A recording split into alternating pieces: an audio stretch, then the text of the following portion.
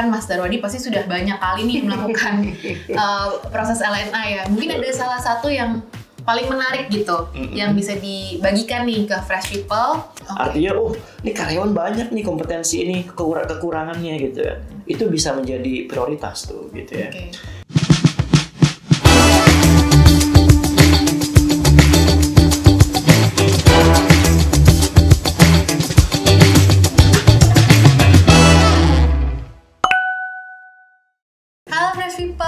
Kembali lagi di Fresh Talk Podcast episode kali ini bersama saya Vina sebagai host, dan hari ini saya ditemani oleh Mas Darwadi. Nah, Mas Darwadi boleh mungkin perkenalan dulu singkat ya ke teman-teman.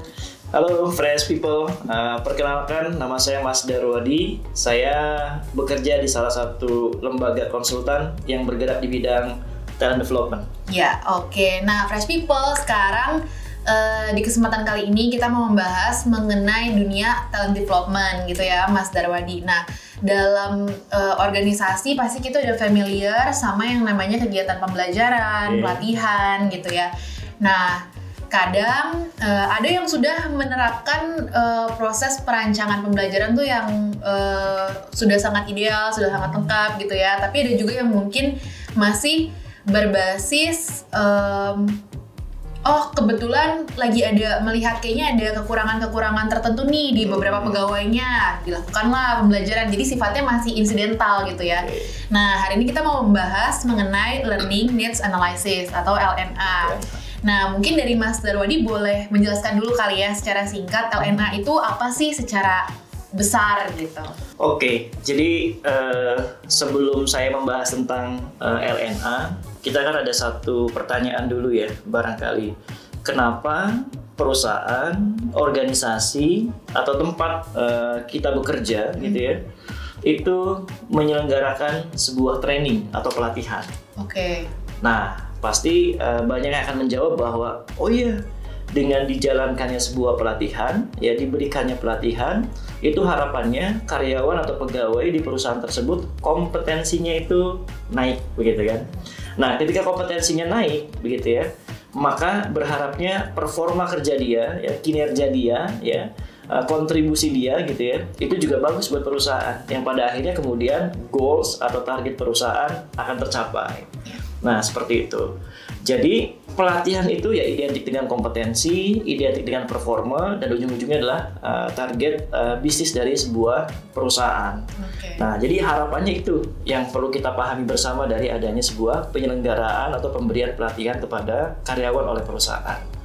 Nah, tentu harapan yang besar ini bisa tercapai manakala gitu ya, pelatihan yang diberikan itu betul-betul memenuhi apa sih kebutuhan kompetensi tadi ya. Nah, kalau berbicara kompetensi kan ada knowledge, skill, dan attitude dari karyawan itu. Nah, kalau kemudian pelatihan asal pelatihan saja tanpa kemudian bisa memenuhi apa yang menjadi kebutuhan dari kompetensi karyawan, maka ya itu yang sangat disayangkan. Nah, LNA atau Learning Need Analysis itu adalah upaya untuk menganalisis kira-kira kebutuhan pelatihan apa sih yang efektif buat karyawan yang bersangkutan atau untuk pegawai yang bersangkutan. Seperti itu. Jadi jawabannya apakah selalu dengan pelatihan, Mas? Nah, pelatihan adalah cara untuk meningkatkan kompetensi. Dan kompetensi itu diharapkan kemudian bisa menaikkan performa. Nah, sekali lagi ya, pelatihan yang efektif itu ujung-ujungnya adalah bisa mendongkrak, meningkatkan performa kinerja dari karyawan atau pegawai. Nah, sekarang pertanyaan tadi ya, Mbak Vina, apakah memang harus pelatihan? Atau misalnya pertanyaannya, apakah pelatihan adalah satu-satunya cara untuk bisa meningkatkan performa atau kinerja karyawan? Nah, jawabannya tentu tidak, begitu ya. Banyak sekali faktor-faktornya. Misalnya nih, kalau kita ambil salah satu teori ya, behavior engineering model misalnya, atau biasa kita juga sebutkannya dengan 6 boxes karena boxnya ada 6. Nah, ada 6 faktor ya atau 6 box yang bisa mempengaruhi kinerja atau performa seseorang di tempat kerjanya. Yang pertama adalah data gitu ya. Nah, data ini adalah seberapa perusahaan bisa menjelaskan apa yang menjadi job desk-nya ya. Kemudian target apa yang harus karyawan capai gitu ya. Kemudian bagaimana evaluasinya gitu ya, supaya kemudian hari-hari atau kerjaan-kerjaan karyawan ini bisa on the track gitu ya. Semakin karyawan itu tahu apa yang dia kerjakan, ya semakin jelas target-targetnya, semakin clear juga evaluasinya, idealnya semakin bagus. Oke. Nah, yang kedua itu adalah fasilitas atau resource. Nah, misalnya Mbak Vina nih ditunjuk menjadi seorang sekretaris dari perusahaan. Nah, diminta untuk bikin proposal, tapi kemudian tidak diberikan fasilitas kayak misalnya laptop atau PC gitu ya untuk mengerjakan proposal itu. Nah, coba bandingkan kalau misalkan Mbak Vina diminta bikin proposal, jadi seorang sekretaris diberikan laptop, tentu beda kan gitu ya. Nah, fasilitas yang diberikan juga bisa mempengaruhi kinerja. Nah, yang ketiga adalah reward dan punishment. Ya, kalau ada reward dan punishment yang fair, yang adil gitu kan, yang bagus diberikan reward, kemudian misalnya yang kurang bagus kerjanya ya ada punishment tertentu begitu ya, itu biasanya mendongkrak orang untuk mencapai reward punishment itu. Nah, yang keempat adalah knowledge skill tadi. Nah, knowledge skill ini yang hubungannya dengan pelatihan. Nah, yang kelima itu adalah capacity ya. Artinya apakah pekerjaan itu sesuai dengan karakter dia atau dia apa tidak gitu ya. Itu juga mempengaruhi. Nah, yang keenam adalah bagaimana motivasi orang itu untuk bekerja juga mempengaruhi kinerjanya gitu ya. Jadi pelatihan bukan satu-satunya gitu ya, Mbak Vin, untuk mendongkrak kinerja seseorang. Tapi ada banyak faktor yang lain. Seperti itu. Nah, proses dari LNA itu sendiri atau Learning Needs Analysis ini adalah untuk menentukan tadi permasalahannya di kotak yang mana gitu ya, Mas Darwadi, dan apa yang bisa dilakukan untuk bisa mengisi permasalahan itu gitu ya? Betul.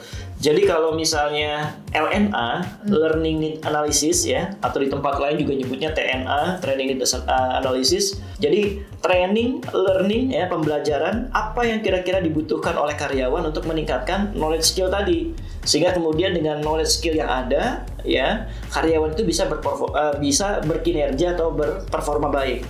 Nah, tapi kalau misalnya ayo dong, kita juga pengen tahu nih gitu kan faktor-faktor lain yang meningkatkan kinerja, itu namanya bukan LNA tapi cukup NA, Need Analysis, seperti itu. Karena menganalisis atau mengassessment kebutuhan karyawan untuk menaikkan performanya di luar gitu ya, learning tadi, di luar knowledge dan skill tadi gitu ya. Seperti itu. Nah, kalau kita membandingkan antara training-training atau program-program pembelajaran lah ya yang diselenggarakan dengan adanya LNA di awal dan yang tidak gitu, yang artinya yang tadi tuh yang simultaneous, yang ada kebutuhan ya udah diadakan gitu, jadi tidak berdasarkan needs analysis gitu. Perbedaannya di mana, Mas Darwadi? Iya, jadi perbedaannya adalah apakah kemudian training yang diselenggarakan ini betul-betul bisa memenuhi gitu ya kebutuhan knowledge dan skillnya tadi tuh. Jadi kan LNA ini seperti ini ya. LNA itu adalah simpelnya dia mengukur ya antara expected kompetensi ya, knowledge, skill dan attitude yang ditetapkan, yang diharapkan begitu ya, yang harus dimiliki oleh karyawan dengan jabatan tertentu untuk bisa mengerjakan pekerjaan dengan baik gitu ya. Nah, itu kan harapannya begini gitu ya. Nah, kemudian bagaimana nih aktual kompetensinya atau current kompetensi atau kompetensi yang dimiliki, yang sebenarnya dimiliki oleh karyawan saat ini gitu kan. Apakah memang sudah sesuai dengan standar yang ditetapkan atau belum? Nah, kalau misalnya belum, ini kan terjadi adanya gap nih. Nah, gap-gap inilah yang kemudian harus dipenuhi ya dengan pelatihan-pelatihan, dengan training-training, pembelajaran, pendidikan seterusnya. Nah, itulah makanya pentingnya LNA ini gitu ya. Nah, kalau tidak dilakukan LNA, pertama tahu nggak sih apa kompetensi yang dibutuhkan oleh karyawan itu? Kalau nggak tahu, kemudian yang penting ada dananya nih, bikin pelatihan. Kemudian ini karyawan ini belum mendapatkan pelatihan, dikasih pelatihan. Tapi kemudian pelatihan-pelatihan itu karena tidak dianalisis, tidak diassess apa sih kebutuhan kompetensi dari karyawan itu, nah bisa jadi ya pelatihan-pelatihan yang diselenggarakan itu pada akhirnya tidak bisa menunjang tidak bisa meningkatkan knowledge skill-nya, tidak bisa menunjang kinerjanya. Dan faktanya ini luar biasa ya. Misalnya ada sebuah penelitian tapi ini bukan di Indonesia, di Amerika. yang konon 70 sampai 90% ada yang disebut dengan training waste gitu ya. Artinya pelatihan-pelatihan yang sebetulnya ya terbuang sia-sia gitu ya. Ya, terbuang sia-sia itu karena memang pelatihan yang diadakan, yang diselenggarakan itu kembali tidak bisa mendongkrak, meningkatkan ya performa dari karyawan di tempat kerjanya gitu ya. Dan salah satunya disebabkan karena tidak dilakukan dulu yang namanya LNA, TNA atau identifikasi kebutuhan pelatihan tersebut.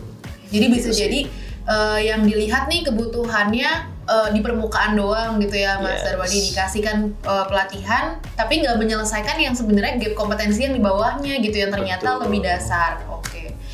Nah, kalau yang secara umum Mas Darwadi untuk proses melakukan learning needs analysis ini gitu ya, itu seperti apa sih metode atau caranya gitu? Oke. Tadi disampaikan bahwa yang namanya LNA, TNA atau identifikasi kebutuhan pelatihan itu kan mengidentifikasi ya gap antara sasaran kompetensi atau target kompetensi yang harus dimiliki oleh karyawan dengan kompetensi yang hari ini dimiliki oleh karyawan atau pegawai. Nah, jadi cara-caranya misalnya kalau sudah pertama kita harus menentukan jabatan mana gitu ya di perusahaan yang akan dilakukan TNA. Nah, jadi kalau sudah ada misalnya jabatan customer service ya, atau misalnya jabatan teller misalnya di perbankan gitu ya. Oke. Kemudian yang kedua ya tentukan dong kira-kira siapa nanti akan melaksanakan gitu ya. Nah, kalau yang 1 dan 2 ini sudah, maka baru tuh kita harus mengidentifikasi sasaran kompetensi apa yang sebetulnya dibutuhkan oleh si teller ini gitu kan, yang harus dimiliki oleh si jabatan ini begitu ya. Nah, ketika sudah dilakukan sasaran kompetensi, maka kemudian dilakukanlah yang namanya perhitungan kompetensi aktualnya. Ya, tadi kan karena kita pengen menghitung gap kan. Nah, kalau kemudian sudah mendapatkan ya langkah yang keempat tadi ya, mendapatkan ini kompetensi aktual karyawan seperti ini nih gitu ya.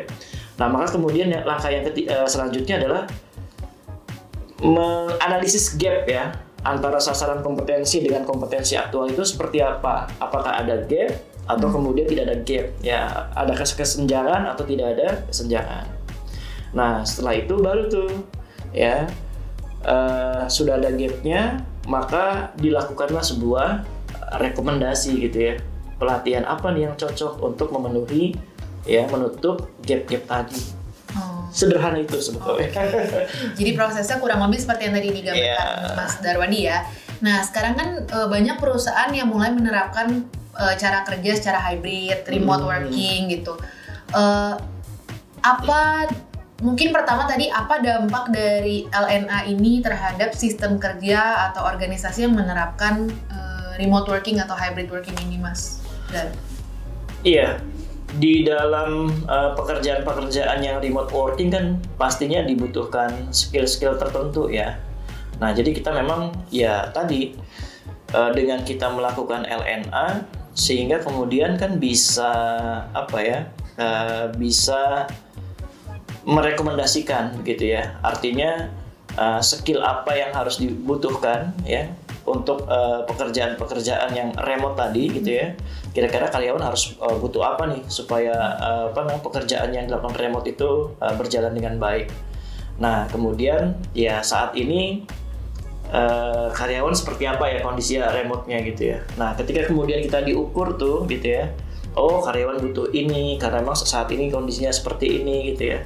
Nah, pastinya ya akan berdampak positif gitu ya. Nah, karena ketika ada gap yang remote tadi gitu ya, maka bisa dipenuhi dengan pelatihan-pelatihan tadi gitu ya. Oke, artinya kita memasukkan konteks bahwa bekerja remote dengan segala dinamikanya gitu ya, Mas Darwadi, yang mungkin berbeda, tidak seideal dengan kalau kita kerja di lingkungan kantor gitu kan. Itu juga mungkin mempengaruhi ya dari karakteristik pembelajarnya itu sendiri gitu. Betul, bahkan karena di LNA sendiri kan pada akhirnya tidak hanya sekedar mengukur ya ini gap kompetensinya begini loh gitu ya, atau kompetensinya ini yang dibutuhkan oleh karyawan atau pegawai itu. Nah, tetapi kemudian di dalam LNA juga kan kita harus juga mengidentifikasi karakteristik dari learnernya itu, pembelajarnya itu gitu kan. Nah, pembelajarnya hari ini adalah pegawai-pegawai yang biasa kerja remote nih gitu loh. Atau kemudian pegawai-pegawai usianya adalah Gen Z gitu ya. Nah, kira-kira pembelajaran apa nih yang cocok yang harus diberikan gitu ya. Ya, nggak mesti harus misalnya pembelajarannya kumpul di ruang kelas, kan bisa hari ini kan dengan e-learning gitu ya, dan seterusnya. Nah, itu LNA mengidentifikasi itu juga ya. Oke. Jadi scope-nya bukan hanya tentang kompetensi apa yang kurang gitu ya, tapi juga preferensi mereka seperti apa sih, kebiasaan-kebiasaan mereka seperti apa gitu ya. Jadi dalam kita proses selanjutnya setelah analisis, tahap berikutnya kan berarti kita mendevelop gitu ya Mas, dari program pembelajarannya itu yang memang benar-benar bisa customized, bisa menyesuaikan dengan preferensi, dengan kebutuhan dari si pembelajar itu gitu ya. Betul. Nah, ada tantangan nggak Mas selama ini kalau misalkan dengan yang konvensional gitu ya, learning analisis yang dilakukan secara tradisional, konvensional biasa pada umumnya dibandingkan dengan yang sekarang dalam kondisi remote atau hybrid working gitu? Sebetulnya apa ya, tantangan itu memang pasti ada ya dalam melakukan LNA, apalagi kemudian dengan karyawan yang sistemnya remote working dan seterusnya gitu ya. Tapi sebetulnya setiap tantangan itu juga ada solusi ya. Misalnya gini, LNA itu sulit begitu misalnya gitu ya. Padahal kalau kita jalankan begitu ya, ada keseriusan dari semua pihak untuk melakukan LNA, ya sesulit apapun, dan kenyataannya emang nggak sulit sih gitu ya, asal ada kemauan begitu ya, itu bisa dilakukan. Nah, kemudian LNA itu mahal gitu ya. Loh, kata siapa? Misalkan gini, untuk mengukur kompetensi aktual, artinya kan semua pegawai dalam jabatan tertentu itu harus ditanya kan, ditanya ya kompetensinya hari ini gitu ya. Nah, itu kan hari ini ya nggak kayak dulu ya. Hari ini sudah bisa dilakukan misalnya dengan online survei. Nah, banyak aplikasi-aplikasi yang gratis yang bisa dimanfaatkan begitu ya oleh perusahaan, oleh siapapun lah begitu ya. Nah, itu pada akhirnya ya nggak mahal-mahal amat kan begitu. Oh, LNA waktunya lama. Nggak juga, bisa dikebut juga gitu kan. Yang penting sih sasaran kompetensinya sudah ada begitu ya. Kemudian yuk kita ukur di lapangan seperti apa. Ketemu gap. Nah, kira-kira rekomendasi pelatihan apa tuh untuk menutup gap itu gitu kan, sesuai dengan jenis kompetensinya.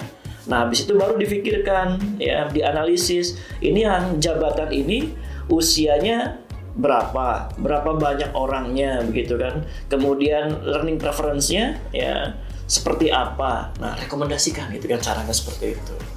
Begitu Mbak Vina kurang lebih. Jadi mitos kendala-kendala ya memang ada sih kendala begitu ya. Tapi ya setiap kendala ya pasti ada solusinya begitu ya. Dan perlu berarti pihak-pihak yang mau melakukan LNA ini juga perlu tahu punya skillnya dan tahu kiat-kiatnya kali gitu. Nah, jadi orang yang akan melaksanakan LNA-nya harus tahu begitu ya. Bahkan kemudian misalnya kayak atasannya atau peers-nya gitu ya, juga harus tahu nih tentang LNA gitu ya, supaya nanti soliditas atau sinergisitas ya antara pemangku kepentingan itu justru jalan untuk lebih memudahkan atau menghadapi ya kendala-kendala tadi sebetulnya. Oke, karena tadi atasan, rekan kerja itu juga jadi pihak-pihak yang dilibatkan ya dalam proses LNA. Iya, dilibatkan, entah misalnya dalam hal ya persetujuan, support yang lain begitu. Oke. Nah, mungkin gini Mas Darwadi, idealnya LNA ini dilakukan dari internal. Misalkan contoh gini ya, kayak misalkan saya adalah HR di suatu perusahaan misalkan gitu. Nah, untuk melaksanakan si LNA ini, apakah idealnya itu saya yang melakukan atau ada pihak ketiga yang melakukan? Nah, itu sih tergantung ya, tergantung. Nah, kalau misalnya mau LNA dilakukan oleh internal dari organisasi atau perusahaan itu begitu ya, nggak masalah, bagus begitu ya. Nah, tapi kan kadang begitu kan ada perusahaan-perusahaan yang juga pekerjaannya banyak ya, yang melibatkan pihak ketiga, konsultan atau kemudian penyedia jasa LNA dan sebagainya, itu juga oke-oke saja. Nah, tapi ketika melibatkan penyedia jasa yang lainnya atau konsultan, ya pasti sih ada keterlibatan ya beberapa orang dari internal sebagai counterpartnya gitu ya. Ya karena kan yang lebih mengetahui lapangan sebetulnya adalah orang-orang di internal kan begitu ya. Jadi kalau menggunakan pihak ketiga tetap perlu menggait counterpart sebagai SME gitu ya, mereka yang memang menguasai di lapangan seperti apa. Seperti itu.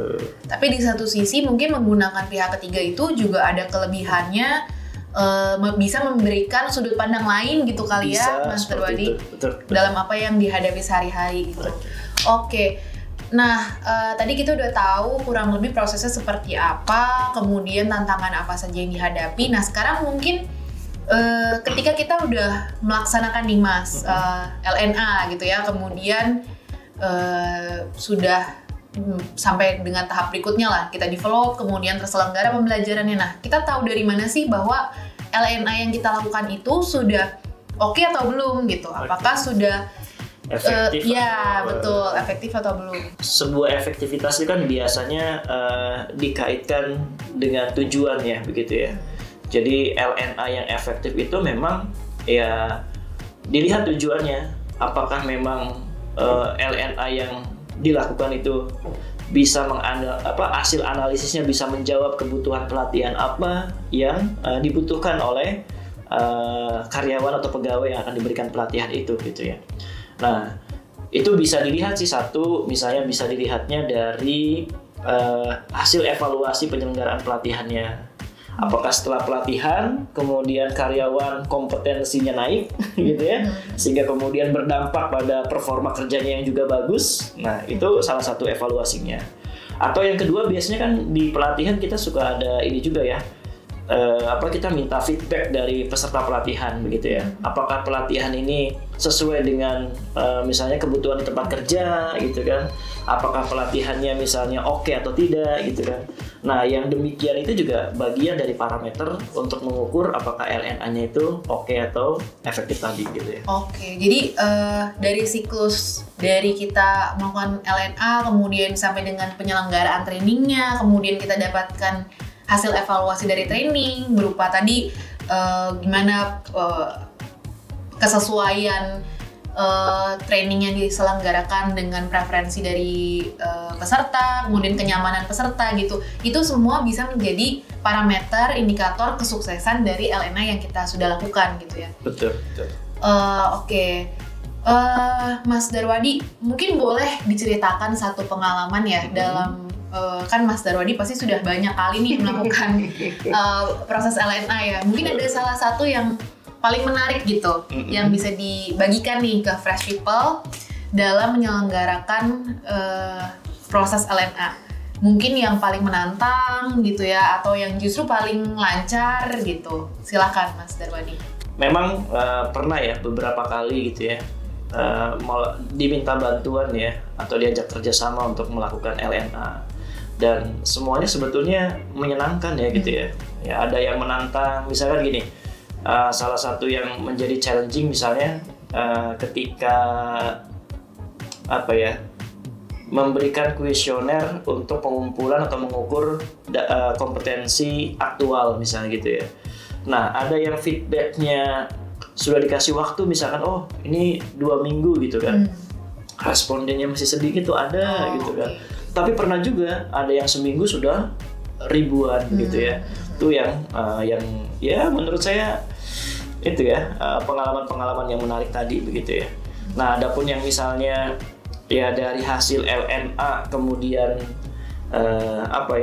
menarik juga adalah misalnya contohnya gini, ketika kita melakukan LNA gitu kan, kita tuh nitip yang tadi kan, kalau LNA kan kalau tadi di awal ada box kan, hanya box yang knowledge dan skill saja kan. Nah, tapi kita nebeng nih gitu kan. Sepertinya ya gimana ya terkait box-box yang lain ya, terkait masalah data gitu kan, fasilitas, reward punishment, capacity dan motivasi. Kita ukur juga tuh gitu kan, nebeng-nebeng. Nah, ternyata di situ tuh banyak tertemukan hal-hal baru gitu ya. Oh, ternyata di perusahaan kita begini loh ya. Kondisi motivasi karyawannya gitu ya. Oh, ternyata ada fasilitas-fasilitas yang kurang ya untuk menunjang kinerja mereka gitu kan. Oh ternyata karyawan di kita ini bukan hanya sebatas knowledge skill yang perlu di backup, tapi bagaimana kemudian misalnya perhatian gitu ya, misalnya kontrol dari atasannya gitu ya supaya performanya naik. Nah yang begitu-begitu tuh muncul begitu ya, sehingga kemudian pada akhirnya ya menjadikan proses-proses LNA itu lebih berwarna lah gitu. Oke. Nah tadi kalau misalkan berarti kan dalam melaksanakan si learning needs analysis ini kita jadi punya banyak informasi tambahan sebetulnya ya Mas, tentang konteks dan kondisi dari perusahaan itu sendiri seperti apa. Nah ketika ada misalnya lebih dari 1 atau 2 gitu ya usulan kebutuhan yang perlu dilakukan untuk pembelajaran maupun yang non pembelajaran. Nah untuk menentukan prioritas itu seperti apa Mas biasanya? Oke. LNA ini kan memang mengukurnya gap ya, gap kompetensi. Nah, jadi begitu sudah ketemu gap, ya pertama gitu kan, yang harus menjadi prioritas tentunya adalah di mana gap itu dimiliki oleh banyak karyawan gitu kan. Artinya, ini karyawan banyak nih kompetensi ini kekurangannya gitu kan. Itu bisa menjadi prioritas tuh gitu ya. Nah, tapi tidak hanya gap, kita juga ngelihat nih, ya. Karena kan perusahaan punya target kan. Oh tahun ini misalkan targetnya apa? Nah targetnya A misalkan. Oh kalau misalkan targetnya A maka butuh nih performa dari karyawannya A juga gitu. Nah untuk bisa mendapatkan performa A dibutuhkan kompetensi A, B, C, D gitu misalnya. Nah sementara E, F, G, H mungkin nggak terlalu dibutuhkan. Nah maka kemudian ketika ketemu gap kita lihat juga tuh prioritas perusahaannya seperti apa gitu ya. Oh ternyata cuma A, B, C, D nih gitu kan kompetensinya yang dibutuhkan untuk tahun sekarang misalnya. Nah yang E, F, G, H meskipun tadi gapnya banyak tapi nggak terlalu urgent nih untuk tahun ini. Maka yang kemudian kita rekomendasikan yang tadi aja A, B, C, D untuk didahulukan. Nah seperti itu. Budget juga dilihat. Ya misalnya perusahaan gapnya banyak nih kompetensinya gitu kan. Misalkan ada 10, tapi untuk menyelenggarakan 10 hal gitu ya, atau 10 pelatihan untuk menutup 10 kompetensi tadi, itu budgetnya nggak mencukupi. Maka kita pilah-pilah tuh gitu kan. Nah pilah-pilahnya tadi ya, gapnya yang banyak, kemudian ngelihat juga prioritas perusahaan, seperti itu. Nah satu lagi adalah resource yang dimiliki. Misalnya nih, untuk kompetensi tertentu, pengajarnya sudah tersedia, modulnya sudah ada gitu, tinggal diselenggarakan saja, maka itu bisa didahulukan dibandingkan kemudian kita menunggu-nunggu begitu ya. Ini ada kompetensi B ya, juga sama dibutuhkannya dengan A, tapi pengajar internal nggak ada, pengajar eksternal siapa ya gitu ya, masih cari-cari.